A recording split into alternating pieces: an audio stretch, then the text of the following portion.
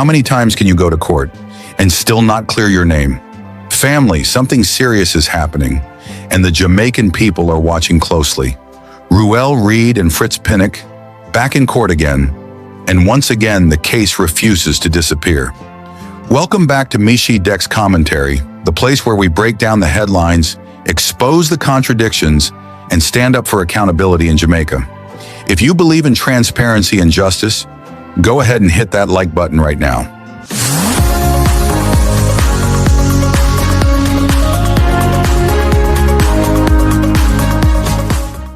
Former Education Minister Ruel Reid and Caribbean Maritime University President Fritz Pinnock have once again faced the courts, and once again their legal maneuvers have not brought this matter to an end.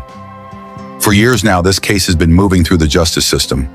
Allegations tied to the Caribbean Maritime University have raised serious questions about governance, contracts, and public funds. And every time there is a court appearance, some supporters say the case should collapse. But guess what? It hasn't. Instead, the proceedings continue, and many Jamaicans are asking, if there is nothing there, why does it keep surviving in court? This case is not about politics. It is about public trust. It is about taxpayer money. And most importantly, it involves the education sector, the future of Jamaican children. When allegations touch education funds, emotions run high. Because every dollar mismanaged is a dollar that could have gone toward classrooms, books, teachers, or student development. Now respected journalist Dionne Jackson Miller has made it clear in her commentary, the trial must go on, and she is right. Boy, the number of times that Ruel Reid and Fritz Pinnock have gone to court now to try to stop their fraud trial from going ahead are going to have to rename this case a never-ending trial because they've lost again and the judges are getting more and more salty.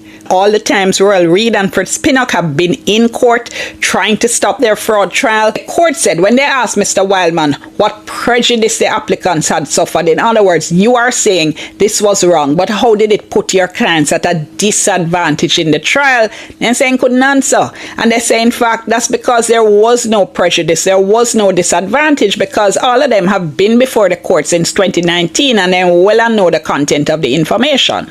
The court also said the claim was inappropriate because the judge was acting within jurisdiction, meaning she was entitled to make the decision she had made. And also the court said again that the case is unmeritorious with no realistic prospect of success. So, trial can start now? Well, probably not, because Radio Jamaica News has reported that Mr. Wildman says they're gonna appeal. Justice is not about shortcuts. Justice is not about who shouts the loudest. Justice is about evidence being tested in a court of law. If the accused are innocent, the court will clear them. If wrongdoing is proven, consequences must follow. That is how democracy works. But what cannot happen is delay after delay after delay while the public remains in limbo. Because the longer this drags on, the more confidence in our institutions is shaken. Jamaicans are tired of high-profile cases that feel endless. We want resolution. We want transparency. We want accountability. No special treatment. No political shielding. No selective justice. The court has spoken, again, and the matter continues, which means the system believes there is still something to be heard. And until that process is complete, the only fair position is this. Let the trial proceed. Let the evidence speak.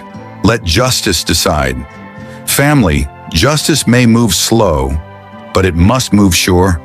Drop your thoughts in the comments. Do you believe this case will finally reach conclusion, or will it continue to drag on?